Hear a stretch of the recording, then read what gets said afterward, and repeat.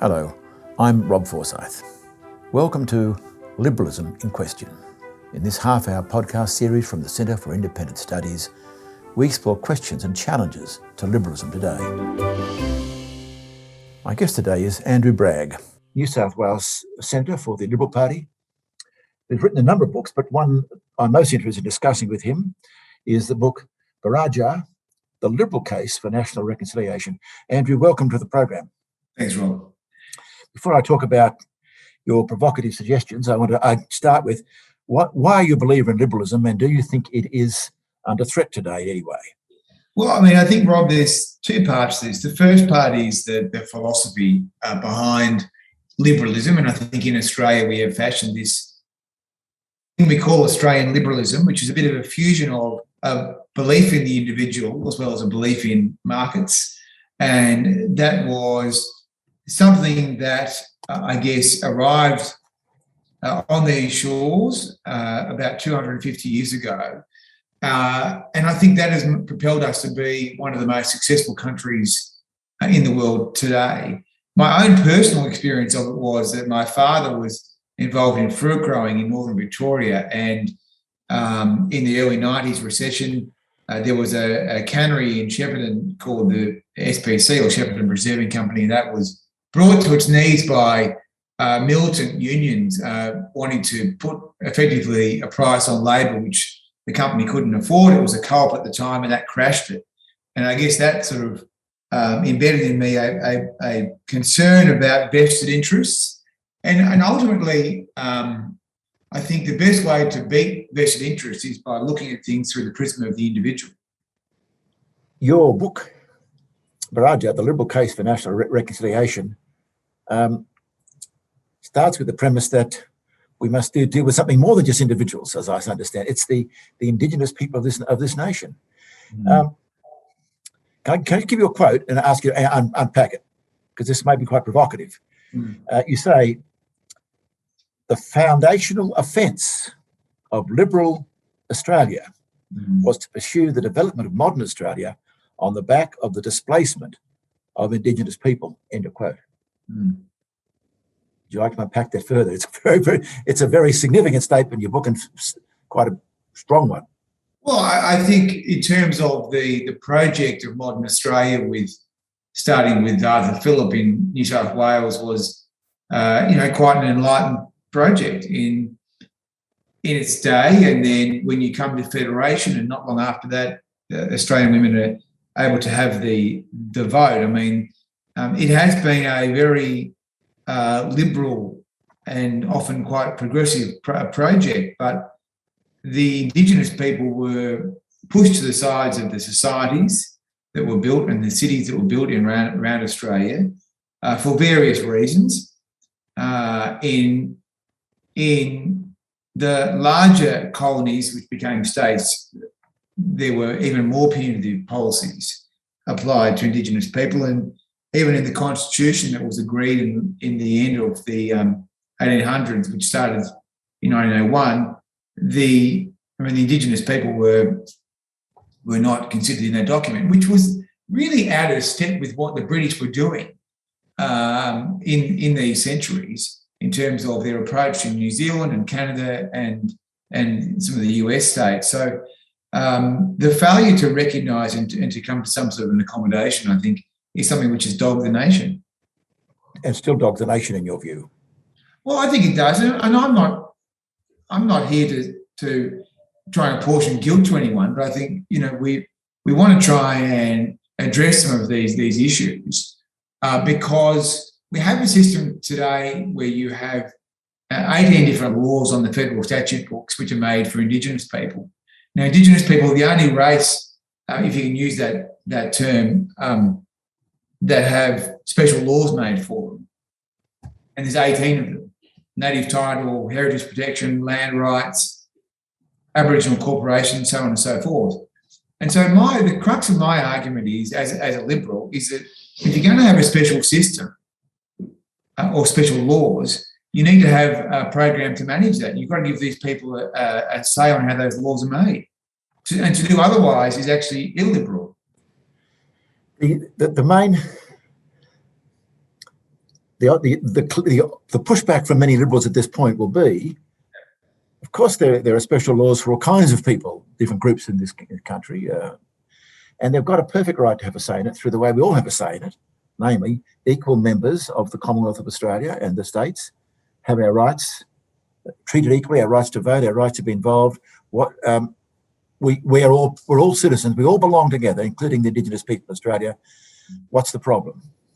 Well, the problem is you have 18 different laws on the books where you're denying these people a say on how those laws are to be deployed, and there are no other group of racial or ethnic groups that have these laws made for them. So I think it's a pretty simple concept. I mean, so this is the issue I have with this, that why would we be afraid of getting more advice from the citizens about these special laws?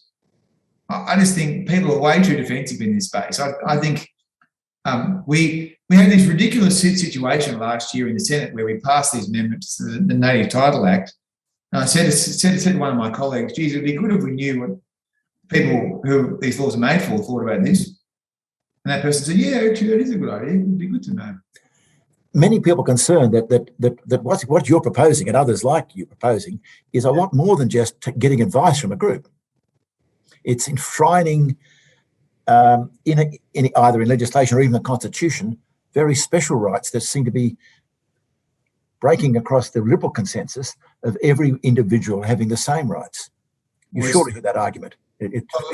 I'm concerned about your side of politics. Yeah, of course I understand that argument, and it's an argument which I agree with, and we don't want to confer special rights, but we have special laws at the moment, and even one nation would accept the ongoing need to have laws like native title and land rights going forward, because especially in some remote parts of Australia, that is always going to be necessary. So the question is, can you do this in a way which doesn't offend Liberal principles? And I think that's right. You've got to look at the statements that have been made by Murray Gleeson, who was John Howard's Chief Justice, and co, who've said that you can do this quite easily without offending the notion of equality in our polity, and that is why I've tried to flesh this out. And I haven't done it to try and win friends. I mean, I've done it because I thought that the debate was shallow. That, I mean, people have basically said two things about it on my side. They've said race has no place in the Constitution or in the laws, which obviously conveniently or otherwise ignores the fact that we've had these laws for decades now, and we'll always have these laws. And the other thing people have said is third chamber. Now, or something like that, yes. Third chamber. And I just think, look, neither of those things are true, and so we should at least have a proper debate about it and look at all the different issues, because if this is defeated or ignored, I mean, Indigenous people aren't just going to sort of disappear. I mean, there will be more radical solutions that emerge if this is defeated. Can I take? They're worth unpacking both of those: the so-called race in the Constitution and the issue of sovereignty or third chamber. Yeah. Why are there, in your view, Andrew? Why are there special laws for Indigenous Australians in a way that seems different from other groups in the country? There are special laws like race, which are quite distinctive, aren't they? And they can never be removed. That is, there'll always be a need for them in some form, do you think? Well, I mean, the Northern Territory now, the bulk of it is controlled by Indigenous organisations, mainly land councils. I don't think anyone would say that Uluru should be taken away from those traditional owners. So that's sort of being granted under a land rights scheme. And then in terms of native title, I mean, as the High Court found 30 years ago, where you could demonstrate the native title test, there could be a native title claim. And I mean, these things potentially could have been avoided, Rob, if there had been the sort of agreement that you saw made in other jurisdictions, whether it be New Zealand or Canada. But we are where we are. So we've tried to sort of, I guess, retrofit some of these things. And that is effectively why we have these laws. It's about access to land and territory for traditional purposes. And then there are also laws that have been made to reflect the fact that in Indigenous communities there is often more of a sense of collective, of the collective. And so that's why you see, right now we're living through the coronavirus pandemic, you see that Aboriginal medical services in New South Wales are administering the vaccination of Pfizer predominantly, and that is something which is happening through a collective. So, which is not something that we would necessarily see in non-Indigenous communities. Okay. Is a proposal for a voice in some kind in the Constitution, especially, in some sense, recognising a sovereignty other than the sovereignty of the Liberal Commonwealth of Australia, the Commonwealth of Australia? Well, no, I don't think. I mean, look, the Uluru Statement talks about spiritual sovereignty. Yes, I saw that. Yes. And that's not the same as legal sovereignty as we would understand it in Western legal construct. I don't buy into this sovereignty question. I mean, I don't think that Indigenous, as far as I can see, I don't think that the Indigenous sovereignty that some people may claim existed 250 years ago was the same sort of sovereignty we would understand in Western legal constructs, going back to the Treaty of Westphalia. I noticed, that's one reason why I noticed in your book you are quite critical of any idea of a treaty as a way forward. I am. I think that's quite a flawed concept. So, but it's interesting, Rob. I mean, the Uluru Statement doesn't mention the word treaty, and it doesn't get into sovereignty, legal sovereignty. It talks about a spiritual sovereignty. So that's why one of the reasons that I think we should at least look at this in detail. Because I do think this is a document which has been drafted much more with Liberals and Conservatives in mind than perhaps people had given it credit for. I mean, the way that the Turnbull government dealt with this, I thought, was quite shallow in its own way. Let me just tell people who you are. This is Liberalism in Question. I'm Rob Forsyth, and my guest today is Senator Andrew Bragg, and we're discussing issues from his book, Buraadja, the Liberal case for national reconciliation, which is really a case for some kind of legislated voice to Parliament. I notice, Andrew, in your book, you raise this question not just on the point of view of there are special laws for Indigenous people, there should be a way of formally hearing from them, but something far deeper, the notion of lack of legitimacy in some way. You say at one point, people have been left out, want to be part of liberal Australia. What could be more liberal than that? Left out. So is there an issue here that in some sense Indigenous people, though they are one level are citizens of this country, another sense are left out? Is there a question over the legitimacy of the Australian sovereignty or the Australian constitutional government still in the air? Well, I mean, I spend time talking to lots of Indigenous people across the state I represent, and I travelled through the west of the state, through places like Walgett, Coonamble, Bourke, Buraadja, and then up and down the coast, Nowra, Kempsey, whatever. And I talk to a lot of people. I think people feel a lot of Indigenous people feel frustrated that about the lack of agency a lot of Indigenous people have, and I guess a lot of people are angry about how things have been conducted over the last 250 years. And I think they would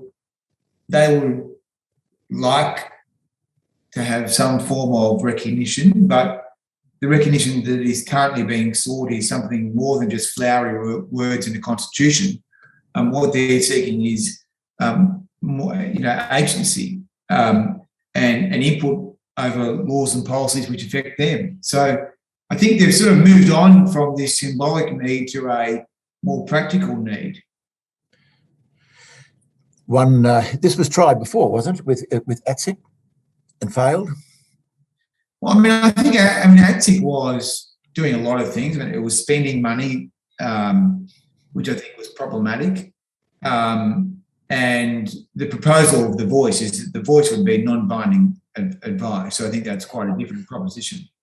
One of the tensions in the concept you just said is that people who want to have agency, and yet the voice is only advice. It can't be anything more than advice, which is kind of setting things up at one level for a problem of expectations, overinflated expectations. Because if the government doesn't act, if the government doesn't do what the voice suggests, that's in a sense denying them agency.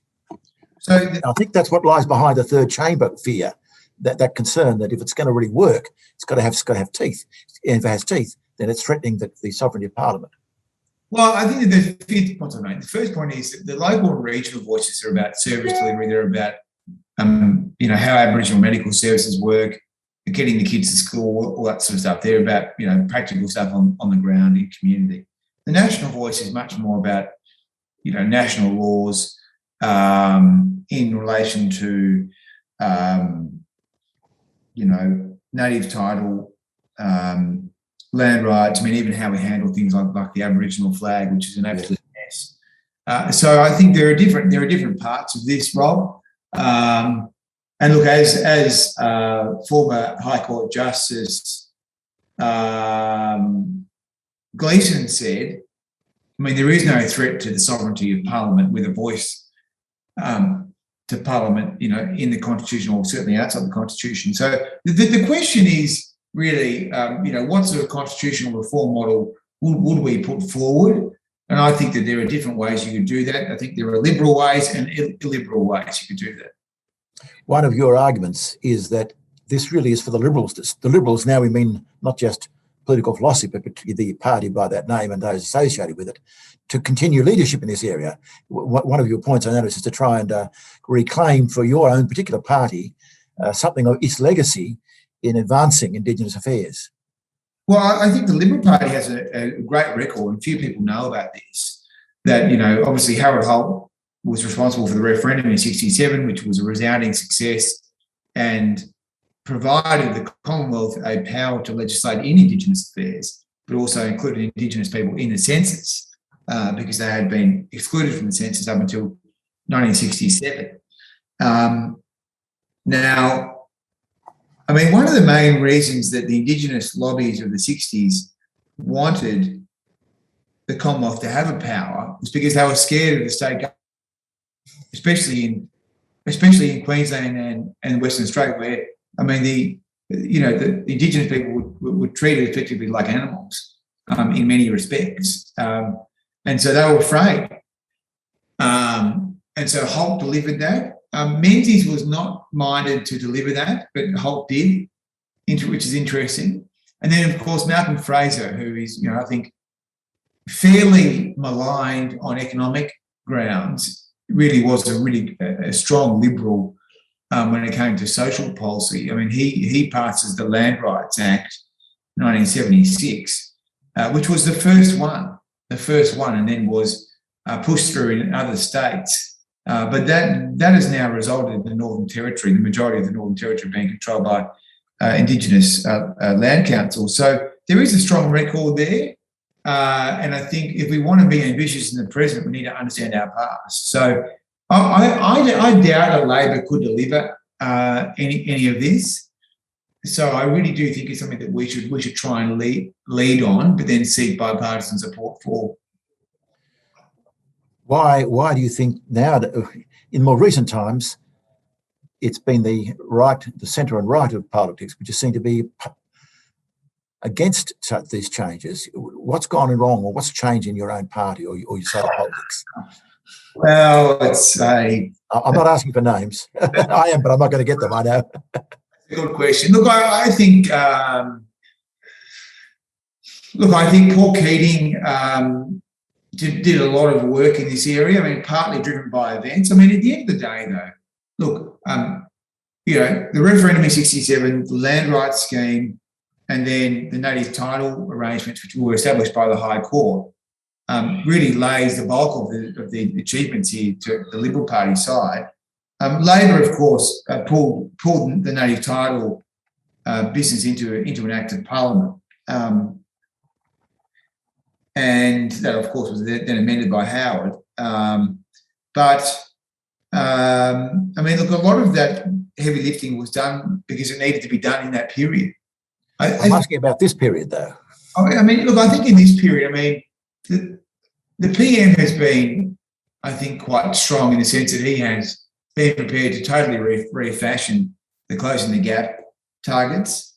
He's also changed the anthem as well. And I think he has followed the co-design recommendations set out by Julian Leitzer and Pat Dodson. And he's also appointed the first Indigenous person to be the minister. So I think the PM has done a lot of good work in this space. He has a good record. I'm hoping he will be ambitious.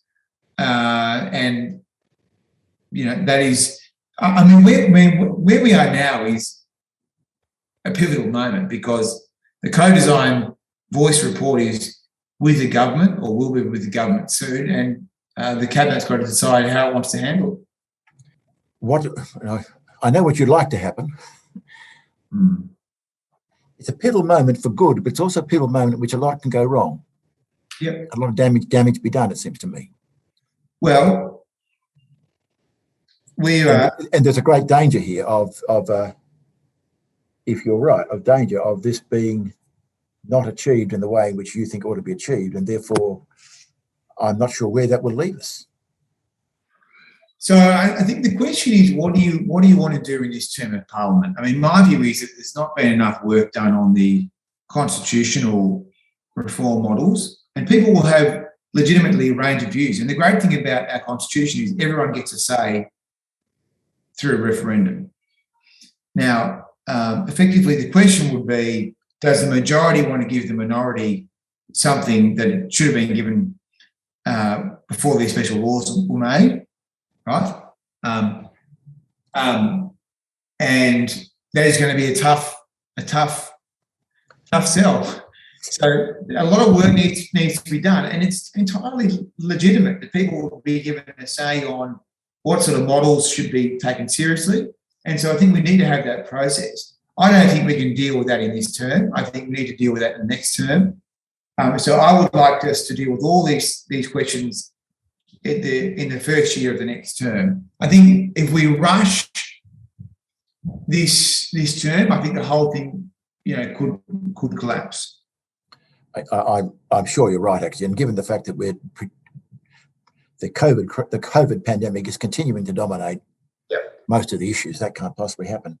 One criticism of your proposal, not yours personally, but the general proposal I hear even from Indigenous people is, look, there are some real issues out here, particularly in remote areas. Yeah.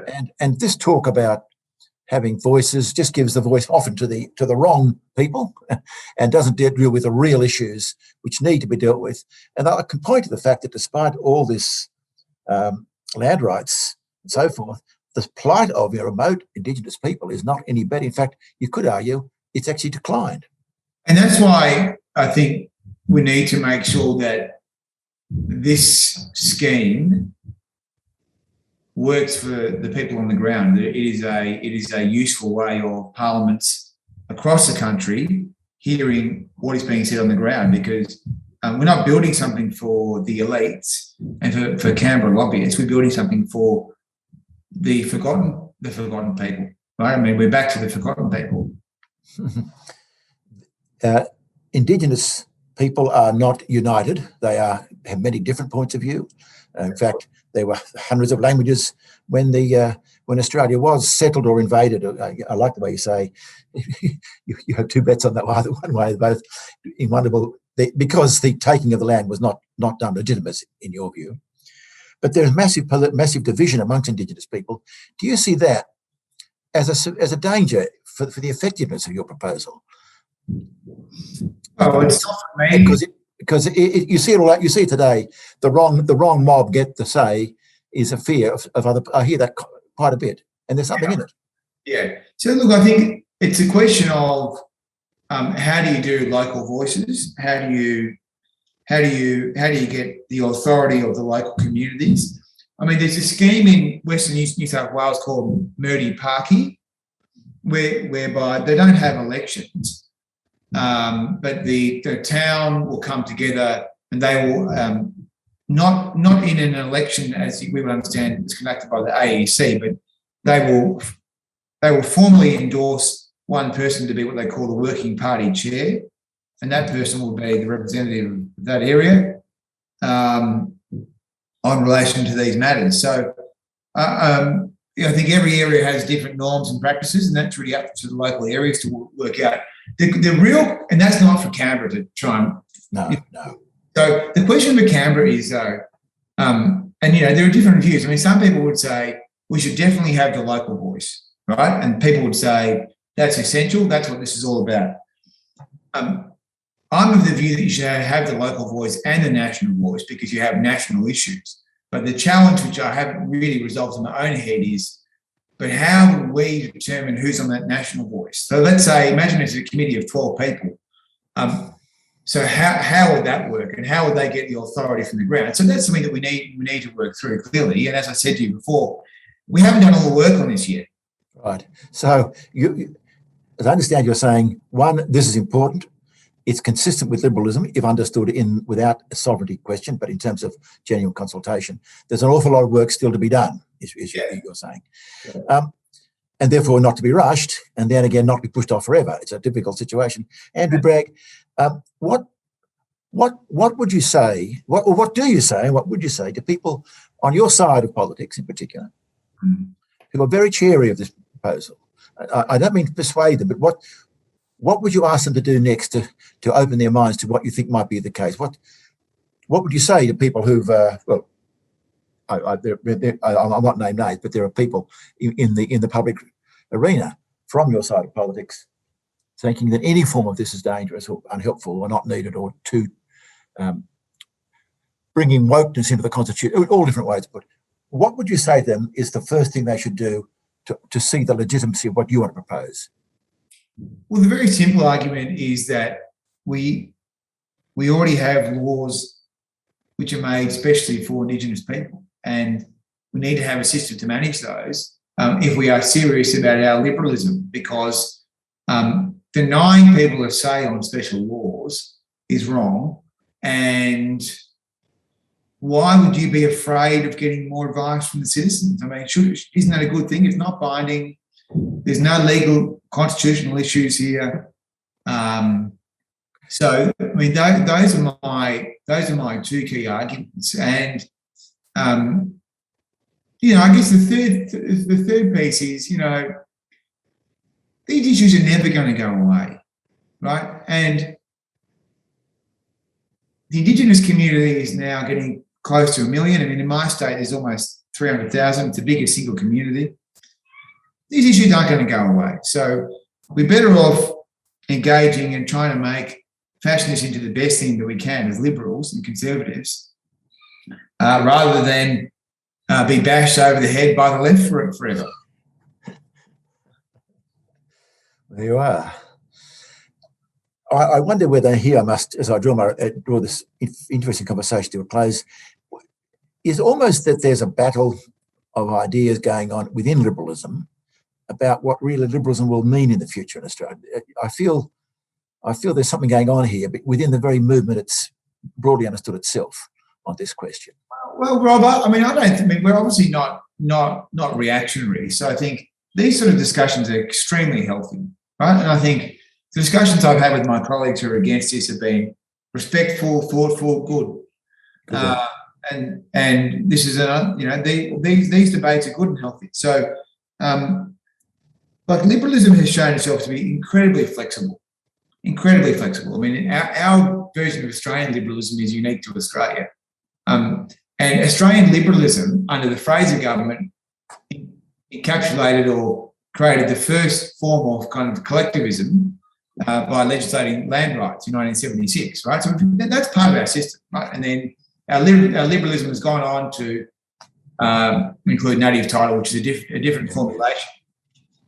So I just think at the end of the day, there is a debate to be had about this, which is good and healthy. And my view is that liberalism is flexible. Others will say it's inflexible, and that's okay. But that is not a left and right thing inside the Liberal Party. That's just a debate. Okay. Andrew Bragg, thank you very much for sharing some of your thoughts on the matter. I've been speaking with Senator Andrew Bragg, New South Wales Liberal Senator, about some of the ideas in his book, Buraadja, The Liberal Case for National Reconciliation. This has been another podcast from the Centre for Independent Studies. For decades, the CIS has been an independent voice working to deliver evidence-based policy within a classical liberal framework. We rely solely on the generosity of people like you for donations to advance our cause. Head to cis.org.au to see how you can get involved. I'm Rob Forsyth. Thank you for listening.